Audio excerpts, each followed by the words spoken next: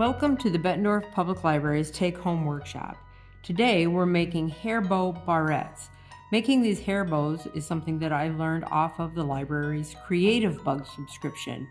If you have a Bettendorf library card, you have access to this service. Creative Bug has thousands of how-to videos to show you all manner of arts and crafts. It's really a terrific resource, and you should check that out on our website at bettendorflibrary.com. Let's take a look at what's going to be in your kit. So one thing you're going to find is going to be a square of fabric that we've already cut to 6 inches by 4 inches.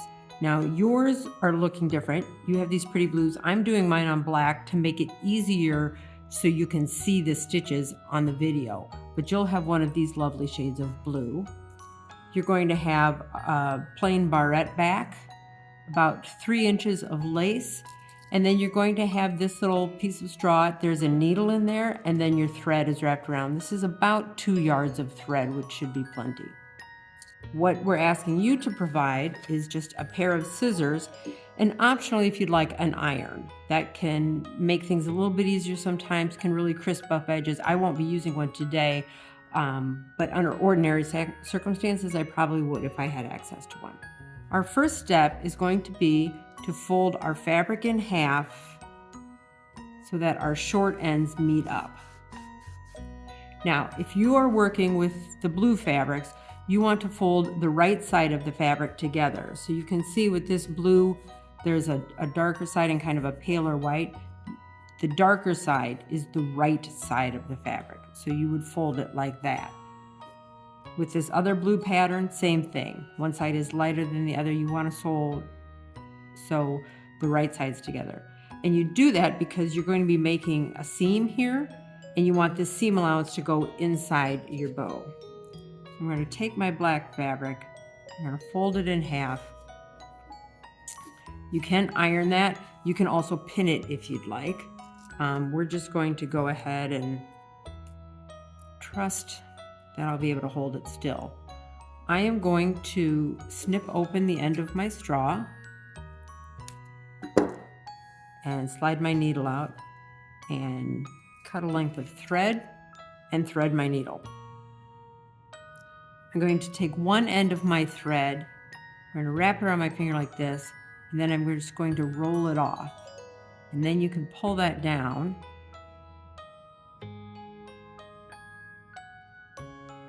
And it makes a knot at the end. So that's how we're going to knot our thread at the end.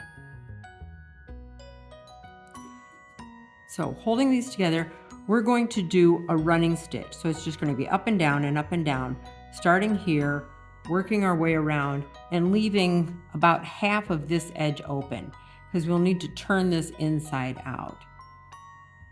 So making sure that our edges are lined up nice and tight and straight. Just going to go up and down and up and down. You want to try and make your stitches as even as possible. So same length. You want it to be as straight as possible. I would say you probably want at least a 1/4 inch here to take into account, eventually if this frays or something, you don't want it to run into there.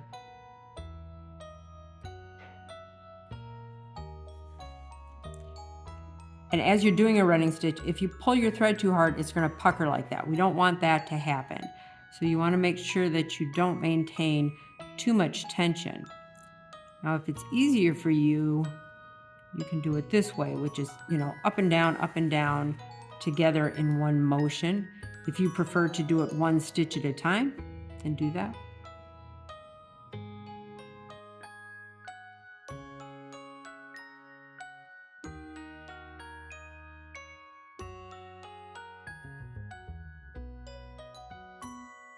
When I get to my finishing point, I'm going to lay everything flat and I'm going to just make a loop with my thread and run my needle through it.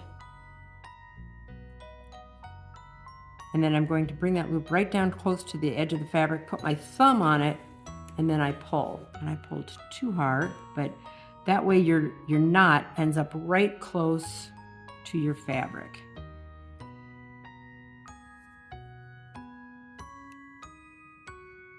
And then we're going to trim right there. I'm going to go ahead and put a knot in the end of my thread again, because I'm going to be needing that here in just a second. And I'm going to trim off the tail. Okay, now I'm going to turn this inside out. And all of those seams and that stitching will be hidden.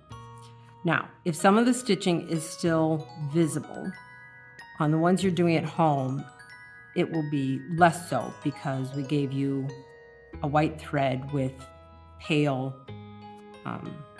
fabric. If you have blue thread at home that matches the fabric that we gave you, I would use that. It would look even better, because now if you really put pressure, you can see those stitches, but it's not too bad. If you want, you can use your needle to get in there and kind of pull out the fabric in the corners. See, right now it's kind of at an angle. We go in there and give it a little tug. It's going to square those corners up just a little bit. Now we're going to close this up, and to do that, you're just going to turn that edge to the inside.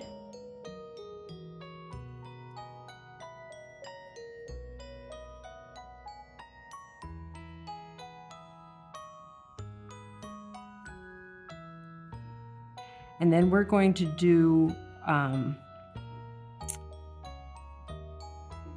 of a hidden stitch. So we're going to start behind that stitch. We're going to go down in the middle. We're going to run our needle inside that fold of fabric a little bit, so that when we pull this tight, our knot is down between the two layers of fabric, the two folded layers of fabric. And we come up, then I'm just going to go across to the other side and run my needle again through that casing that we made by folding the fabric down. And then when you pull tight, that's going to be a very tiny stitch. Now, again, it's visible here because I'm using white thread with black fabric. But if I had fabric that was more of the color of my, or if I had thread that was more the color of my fabric, that would be very, very hard to see. When I get down to the end, I'm going to do the same thing, where I make a loop with my fabric and I pull it tight.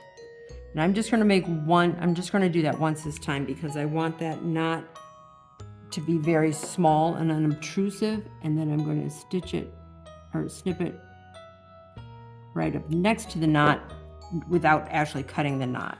So now we have our square and it's all sewn in around all the edges. I'm going to fold it in half, then fold the edges back to the center. And if you pinch it in the middle there, you can see there's your bow. So you decide which side of the bow you want to be your front. I like this side. And towards the back of that fold, I am just going to take and run one, just run it through just once. And I'll go around. Just like that. That just helps hold your bow together, makes it a little bit easier. The next part, there's a lot to hold on to. So if you don't have to hold your bow, the folds of your bow in place, it'll make it a lot easier. So I'm just gonna put a knot there. And that will get covered up by the center of our bow. So there's our bow. We're gonna make it look better. And if you like that look, you can go with that. But we are going to add the barrette in the center. So now we have our barrette. We're going to open that up. We're going to take our fabric or our lace and we're going to lay it kind of down inside there, just like that. Then we're going to lay that on our bow. We're going to take the long end and wrap it around. I'm going to pull that up a little bit and wrap it around. And it's a little fiddly. I admit, it is a little fiddly. It's a little tricky to hold everything together. But it is also kind of forgiving in that once it's done, you can do some adjusting. So I have my thread here. I've already got a knot in it. Now I'm just going to go through and I'm going to pick up the lace, and I'm getting I might get some of the fabric in there too. In fact, for your first stitch, you're probably going to want that because that's what's going to hold on to your knot. There we go. And then I'm just doing basically kind of zigzaggy. I'm going through all the layers of the fabric and pulling it, moving forward a little bit, going down, coming up through all the layers of the fabric. Of the lace, I should say. I'm sorry. Going through all the layers of the lace. Then I'm going to come back this way, do the same thing. So I'm going to do kind of a diagonal stitch through all the layers of the lace. Come back a little bit, all the layers of the lace. And I'm going to do this several times because the lace is holy and has so many holes in it. You're going to want to make sure that your stitching on that is really secure. Okay, so for my last stitch, I'm going to make sure that I'm going down through the lace and catch a little bit of the fabric as well, just to give it that extra stability, extra space to hold on to. So I'm going to do that, and then I'm going to knot it again. Okay, so before I trim anything, I'm going to come in here. I'm going to do a little adjusting. Close my barrette up. Oh, I'm liking that very much. Okay, so I'm going to trim off my thread close to where I knotted it. Then I'm going to go up and I'm going to trim my excess lace as well. I find it easier to trim the lace last thing because if you cut it to size and then try and sew it, it's very hard to hold together. There you have your Barrette hair bow that you can make out of most any fabric. You want something that has a little bit of body to it. So a really, really soft, slinky knit is probably not going to be a good choice, but you could do this with a fleece. You could do it with any sort of woven fabric, anything like that. We want to see your hair bows, so please share them with us on social media. And I want to thank the Bettendorf Public Library Foundation for sponsoring this take-home workshop.